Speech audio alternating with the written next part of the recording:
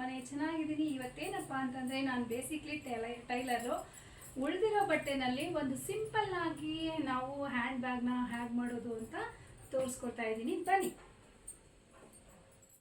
ಈಗ ರೆಡಿಯಾಗಿರುವಂಥ ಕ್ಲಾತ್ನ ನಾನು ನೀಟಾಗಿ ಐರನ್ ಮಾಡಿಕೊಂಡು ತೊಗೊಂಡಿದ್ದೀನಿ. ಐರನ್ ಮಾಡಿಕೊಂಡ್ರೆ ಸ್ಟಿಚಿಂಗ್ಗೆ ತುಂಬ ಚೆನ್ನಾಗಿ ಇರುತ್ತೆ. ಅದಕ್ಕೋಸ್ಕರ ನೋಡಿ, ಉದ್ದನ ನಾನು ಲೆಂತನ್ನು 26 ಸೆಂಟಿಮೀಟರ್ ತೊಗೊಂಡಿದ್ದೀನಿ, ಡಬಲ್ ತೊಗೊಂಡಿದ್ದೀನಿ. ಯಾಕಂದರೆ ಸ್ವಲ್ಪ ಉದ್ದ ಬರಬೇಕು, ನಾಟೆಲ್ಲ ಹಾಕಬೇಕಾಗುತ್ತೆ. ಅದಕ್ಕೋಸ್ಕರ ಎಕ್ಸ್ಟ್ರಾ ಕ್ಲಾತ್ ಇರಲಿ ಅಂತೇಳಿ ಲೆಂತ್ ವೈಸ್ ಬರಲಿ. ವಾಟರ್ ಬಾಟ್ಲು, ಪರ್ಸು ಅದು ಇದು ಇಟ್ಕೋಬೋದು. ನಾವು ಸ್ಟಿಚ್ ಮಾಡೋದ ಏನಕ್ಕೆ ಆಗಲಿ ನಮ್ಗೆ ಯೂಸ್ ಆಗಬೇಕು ಅಂತ. ಇದ್ರ ಜೊತೆಗೆ ನಾನು ಲೈನಿಂಗ್ ಕೂಡ ಸೇಮ್ ತೊಗೊಂಡಿದ್ದೀನಿ. ಅದು ಕೂಡ ಮೈನ್ ಫ್ಯಾಬ್ರಿಕ್ ಯಾವ ಥರ ಇರುತ್ತೋ ಅದೇ ಥರ ಕಟ್ ಮಾಡಿ ಇಟ್ಕೊಂಡಿದ್ದೀನಿ. ಮೊದಲಿಗೆ ನಾನು ಎಡ್ಜಸ್ನ ಸ್ಟಿಚ್ ಮಾಡ್ಕೊತಾ ಇದ್ದೀನಿ. ಎಡ್ಜಸ್ನ ಮೈನ್ ಫ್ಯಾಬ್ರಿಕ್ಕು ಉಲ್ಟಾ ಹಾಕ್ಕೊಂಡು ಅದರ ಮೇಲೆ ಲೈನಿಂಗ್ ಇಟ್ಕೊಂಡು ಸ್ಟಿಚ್ ಮಾಡ್ಕೋತಾ ಇದ್ದೀನಿ. ಲೈನಿಂಗ್ ಕೂಡ ಅಷ್ಟೇ 1 ಮೀಟರ್ ತೊಗೊಂಡಿದ್ದೀನಿ. 1 ಮೀಟರ್ನ ಹಾಫ್ ಕಟ್ ಮಾಡಿಕೊಂಡು ಸೆಂಟ್ರಿಗೆ ಜಾಯಿನ್ ಮಾಡ್ಕೊಂಡಿದ್ದೀನಿ. ಸೆಂಟ್ರಿಗೆ ಜಾಯಿನ್ ಮಾಡ್ಕೊಂಡಿರೋದ್ರಿಂದ ಅಲ್ಲೇನು ನೀಟಾಗಿ ಕಾಣಿಸುತ್ತೆ, ಅಲ್ಲೇನು ಮೆಸ್ಸಿ ಆಗಿಲ್ಲ. ಒಳಗೆ ಫೋಲ್ಡಿಂಗ್ ಸ್ಟಿಚ್ ಹಾಕ್ಕೊಂಬಿಟ್ಟಿದ್ದೀನಿ. ಯಾಕೆ ಅಂತಂದರೆ ಎಲ್ಲೂ ಓಪನ್ನು ಇಲ್ಲದೆ ಇರಲಿ, ನೀಟಾಗಿ ನೋಡೋದಕ್ಕೂ ಅಷ್ಟೇ ಲುಕ್ ವೈಸ್ ಚೆನ್ನಾಗಿರಲಿ ಅಂತೇಳ್ಬಿಟ್ಟು ಈಗ ಜಾಯಿನ್ ಮಾಡ್ಕೋತಾ ಇದ್ದೀನಿ. ಒಂದು 2 ಸ್ಟಿಚ್ ಹಾಕ್ಕೊಂಡ್ರೆ ತುಂಬಾ ಚೆನ್ನಾಗಿರುತ್ತೆ. ಒಂದು ಸ್ಟಿಚ್ ಹಾಕಿದ್ರೆ ಅಷ್ಟೊಂದು ಬಾಳ್ಕೆ ಬರೋದಿಲ್ಲ. ಅದಕ್ಕೋಸ್ಕರ 2 ಸ್ಟಿಚ್ ಹಾಕ್ಕೊಂಡಿದ್ದೀನಿ. ಈಗ ನೋಡಿ, ಆ ಕಡೆ ಈ ಕಡೆ ಒಂದು 1/2 ಸೆಂಟಿಮೀಟರ್ ಇಟ್ಕೊಂಡು ಸ್ಟಿಚ್ ಮಾಡಿಕೊಂಡು ಫಿನಿಶಿಂಗ್ ಮಾಡಿಕೊಂಡ್ರೆ ಸಾಕು. ಈಗ ಸ್ಟಿಚಿಂಗ್ ಆಗೋಗಿದೆ. ಯಾಕೆ ನೀಟಾಗಿ ಲೂಸ್ ಬರದೇ ಇರಲಿ ಅಂತೇಳಿ ಟೈಟಾಗಿ ಹೇಳ್ಕೊಂಡು ಸ್ಟಿಚ್ ಮಾಡ್ಕೊತಾ ಇದ್ದೀನಿ. ಈಗ ನೋಡಿ, ಎಕ್ಸ್ಟ್ರಾ ಲೈನಿಂಗ್ ಕ್ಲಾತ್ನ ಕಟ್ ಮಾಡಾಕ್ಬಿಡ್ತಾಯಿದ್ದೀನಿ. ಕಟ್ ಮಾಡಿ ಈಗ ಉಲ್ಟಾ ಮಾಡ್ಕೋತಾ ಇದ್ದೀನಿ. ಉಲ್ಟಾ ಇದ್ದಿದ್ದನ್ನು ಸೀದಾ ಮಾಡ್ಕೋತಾ ಇದ್ದೀನಿ. ಸೀದಾ ಮಾಡಿಕೊಂಡು ಲೈನಿಂಗ್ನೂ ಅಷ್ಟೇ, ಮೇನ್ ಫ್ಯಾಬ್ರಿಕ್ನೂ ಅಷ್ಟೇ ಚೆನ್ನಾಗಿ ಐರನ್ ಮಾಡ್ಕೋಬೇಕು. ಐರನ್ ಮಾಡಿಕೊಂಡ್ರೆ ತುಂಬ ಚೆನ್ನಾಗೇ ಕಾಣುತ್ತೆ. ಯಾವುದೇ ಕ್ಲಾತ್ ಆಗಲಿ, ಯಾವುದೇ ಬ್ಲೌಸ್ ಆಗಲಿ, ನಾವು ಸ್ಟಿಚ್ ಮಾಡಿದ ಮೇಲೆ ನೀಟಾಗಿ ಫಿನಿಶಿಂಗ್ ಕೊಡಬೇಕು ಅಂತಂದರೆ ಐರನ್ ಮಾಡಿದ್ರೇ ಎಕ್ಸ್ಟ್ರಾ ಲುಕ್ ಬರುತ್ತೆ.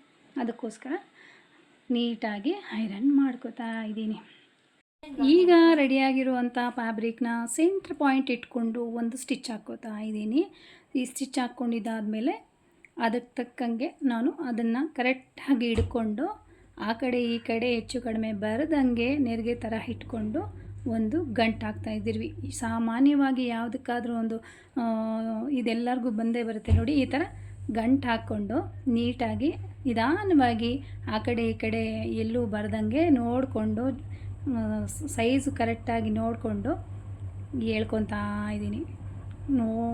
ಆ ಕಡೆ ಈ ಕಡೆ ಕರೆಕ್ಟಾಗಿದೆ ಅಂತಂದಮೇಲೆ ಗಟ್ಟಿಯಾಗಿ ನಾಟನ್ನ ಹೇಳ್ಕೊಂಬಿಟ್ಟು ಈಗ ಮೇನ್ ಫ್ಯಾಬ್ರಿಕ್ನ ಉಲ್ಟಾ ಮಾಡಿಕೊಂಡು ಲೈನಿಂಗ್ಗೆ ಒಂದು 8 ಇಂಚಸ್ಸಷ್ಟು ಸ್ಟಿಚ್ ಮಾಡ್ಕೋತಾ ಇದ್ದೀನಿ. ಆ ಕಡೆ ಈ ಕಡೆ ಕೂಡ ಜಾಯಿನ್ ಮಾಡ್ಕೋತಾ ಇದ್ದೀನಿ. 2 ಸ್ಟಿಚ್ ಹಾಕ್ಕೊಂಡ್ರೆ ಆ ಕಡೆ ಈ ಕಡೆ ಎಡ್ಜಸ್ಗೆ ರಫ್ ಮಾಡ್ಕೊಂಬಿಟ್ರೆ ಯಾವುದೇ ಕಾರಣಕ್ಕೂ ಬಿಚ್ಚೋಗೋದಿಲ್ಲ ಸ್ಟಿಚಿಂಗು. ನೋಡಿ, ಈ ಕಡೆ ಆ ಕಡೆ ಸ್ಟಿಚ್ಚು ಮಾಡ್ಕೊತಾ ಇದ್ದೀನಿ. ಇದಾದಮೇಲೆ ಮೇಯ್ನು ಡೆಡ್ ಎಂಡ್ಗೆ ಜಾಯಿನ್ ಮಾಡ್ಕೊಂಡಿಲ್ಲ ಇನ್ನು. ಆ ಕಡೆ ಈ ಕಡೆ 8 ಇಂಚಸ್ಸು ಜಾಯಿಂಟು ಸ್ಟಿಚಿಂಗ್ ಆದಮೇಲೆ ಡಬಲ್ ಸ್ಟಿಚ್ ಹಾಕ್ಕೊಂಡ್ಮೇಲೆ ಈಗ ರೆಡಿ ಇರುತ್ತಲ್ಲ, ಅದನ್ನು ಸೆಂಟ್ರ್ ಪಾಯಿಂಟ್ಗೆ ನಾವು ಮಾರ್ಕ್ ಮಾಡ್ಕೋಬೇಕಾಗುತ್ತೆ. ಸೆಂಟ್ರ್ ಪಾಯಿಂಟ್ಗೆ ಸ್ಟಿಚಸ್ ಎರಡೂ ಅಷ್ಟೇ ಸೆಂಟ್ರ್ ಪಾಯಿಂಟಿಗೆ ಬಂದಾಗ ಈಗ ನಾವು ಜಾಯಿನ್ ಮಾಡಬೇಕು. ಫುಲ್ಲು ಇದೇ ಫಿನಿಶಿಂಗ್ ಟಚ್ಚು. ಫುಲ್ ಜಾಯಿಂಟ್ ಮಾಡ್ಕೊಂಬಿಟ್ರೆ ಬ್ಯಾಗು ರೆಡಿ ಆಗಿಬಿಡತ್ತೆ. 2 ಸ್ಟಿಚ್ ಹಾಕ್ಕೊತಾ ಇದ್ದೀನಿ.